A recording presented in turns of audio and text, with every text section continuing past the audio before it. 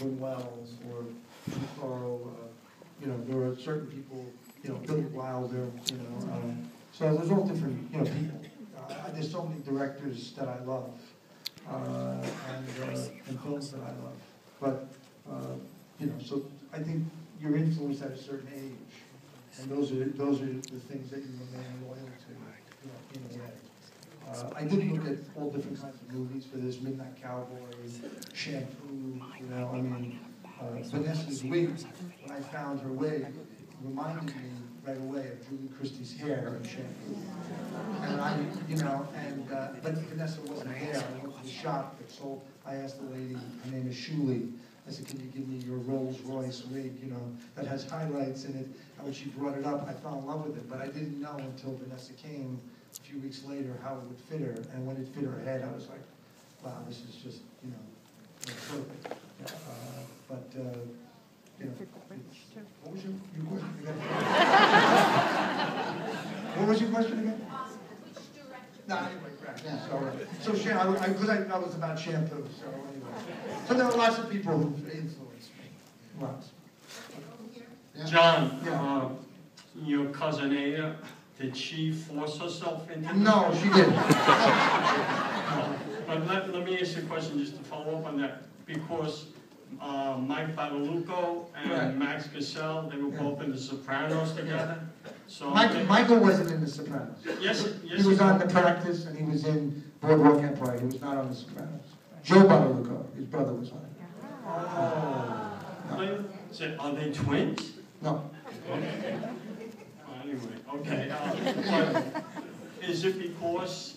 How did they get the parts? Mike Badalucco I know since I'm 18 years old. I went to New Paltz with him. I figured he was my brother in Mac, in my first film. And Max Casella, I've done almost 5 plays with. Two great actors. Including Beckett's Endgame, and I worked with Max a lot, and both of those people are very close friends of mine. Thank you.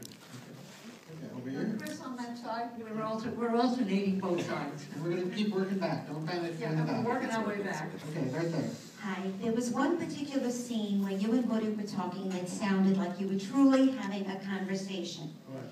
And it sounded like you were being you and he was being himself. I was wondering if you ever just got together and tossed conversations like he and Marshall Berkman used to do. No, we would talk, and he would send me long emails and stuff, but the scene that you're probably talking about, we have 3 big scenes, or 4 scenes, but they're all pretty much exactly the way they were written, except maybe in the first flower shop scene, there's a couple, he went off, you know, like once or twice, but that was from spending a lot of time together, and kind of, you know, and then just being easy with each other. Then you can arrive at that. You could never just go and do that and film that. That would never work. Never. And it would be so long, because it's all precise what's going on. You know, I'm feeling bad, you know, he's trying to assuage me, it changes, then I put it on him, then he finds a different way to escape it and come back and bring it to, you know, to serve him. So it's all, you know, there's objectives going on. You can't do that. That's scope. Our goal is to make it seem like that. That's our goal.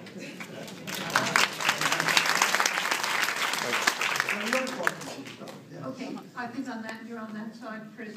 We're alternating both sides of the room. Okay, so I can see you right there. I see you. Go ahead. As to one of your perhaps lesser known but poignant works, is there a story behind the public service announcement that plays at the Barclays Center preceding the Net Games? No, I was afraid that people were going to destroy the neighborhood, so I said, you know, make sure you behave yourself, you know, when you leave, that's all. That's my neighborhood, that's where I live. No, there's nothing poignant about it, but you know, everyone was concerned when it was first built that what was it going to, you know, are people going to loiter and litter and, you know, do all kinds of things, but that hasn't been the case at all. So that's why I did that. Over here. I remain a Knicks fan. Sorry.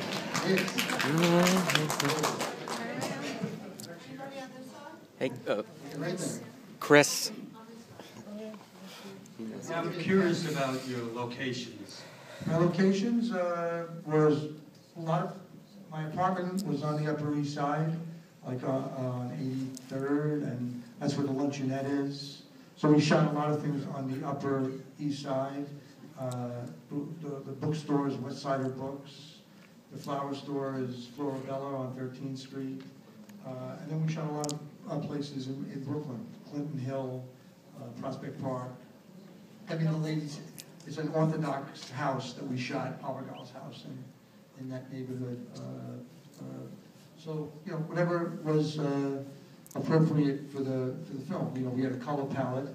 We used a lot of Saul Leader photographs as an inspiration. And this wonderful still life Italian painter called Morande for the colors of all the walls. So we had a very specific scheme that we were trying to achieve. And we shot it on film, it's not shot digitally. I have a question about your film talks about the loss of the neighborhood stores.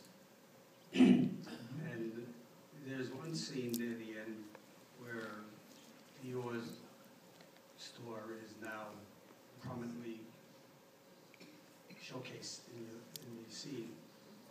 Is there something hidden meaning to the fact that you linger on showing your store replacing the little stores?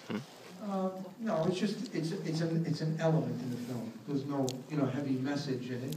But basically, the one thing that interested me in the film was people have to reinvent themselves in business, in love, even going outside of sometimes of your own community to be able to return to it. So a big part of life is people having to reinvent themselves. So I thought it'd be interesting to see people at a certain age in situations that were brand new for them. So all of a sudden, you're starting all over again, and you're not 18, but you're in that situation. And I thought that could be interesting. You know, for example, Sharon Stone's character, she doesn't need to pay for sex, but she wants to do something without any emotional strings or attachments. And then she realizes that's not such an easy thing to do, and she's also never done that, and neither has the guy, in a way, been in that position. Abigail's character, she's never been courted. In that community, you're just given to someone. You never meet the person until it's arranged. And so the idea of this woman with 6 kids, no one ever really seeing her, for who she is, for real, or hearing her, I thought that would be very interesting to explore.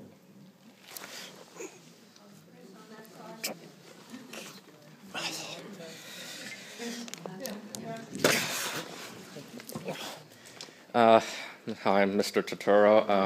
I'd like to say I really enjoyed the movie, been a big fan of yours for years. I'd like to ask you a question about one of your upcoming films, God's Pocket, which we actually just saw.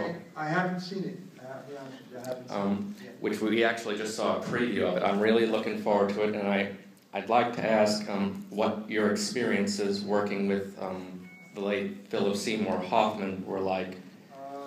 I knew Phil a little bit. He auditioned for my first film, Mac, but he was very young. I was very taken by him, but he was a little too young for the role. And I've seen a lot of his work on stage. I think he's one of the great actors. And, He was. When he did this film, he was struggling with whatever he was struggling with. He had been in rehab. Heroin. For it.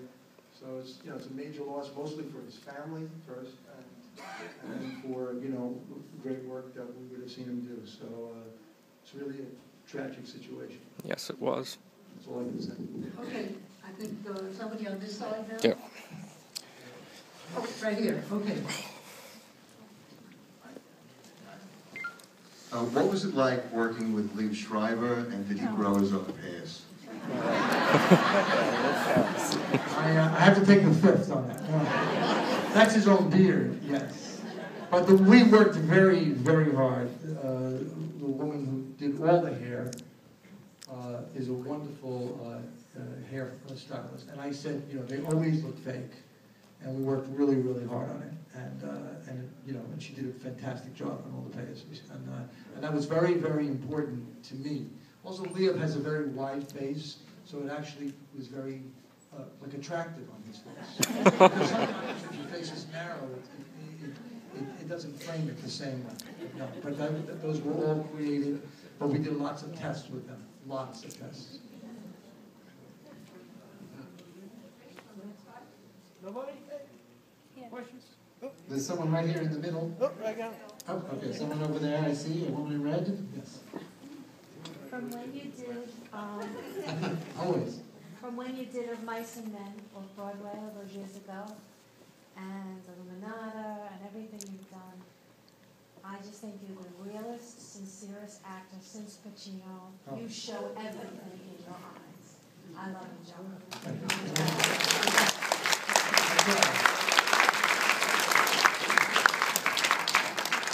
I see a bunch of hands up, so. Okay. Yeah. Who is on this Hold on, side? we're gonna get to you. We'll get to you. I Yeah, promise. okay, on this side. Okay. We'll get to you. Don't worry. Like, you know, gotta be fair to everybody. Yeah, hi. I noticed in your film, your characters seem very passionate about flowers and horticulture. Is any of that based on your real life experiences? I based the character on some aspects of myself, some aspects of a couple men that I know. And I have one friend who's very, very, I mean, I did work in the flower shop for a while before I shot the movie. And I found it, you know, a great experience, I have to say. And people work really hard. But I'm interested in people who do things with their hands. And there are people who express themselves that way. And I thought, I have a friend who's very good. He can just, you know, he can fix anything, make anything, you know, build anything. And I thought that would be interesting to explore a man like that who was unambitious, but who was very competent, a confident man who felt very much at ease with women and liked women, but was not cocky. You know, a guy maybe who didn't trust in the longevity of romance because maybe of his what he saw in his home life. You know, and originally he talks about his father leaving his mother, but then I didn't think we even needed to hear that because it's kind of implied that he was close to his mother and that she never got all the breaks and everything like that. So I was just interested in exploring a guy like that, and I based it on different people. So I would never want to play something that was just, you know, me, but I am interested in people who express themselves through action and not through words. And I thought that would be an interesting thing to do, and a person who actually, you know, enjoyed the company of women. And so I put that together with the physical aspect, and that was my idea. All right.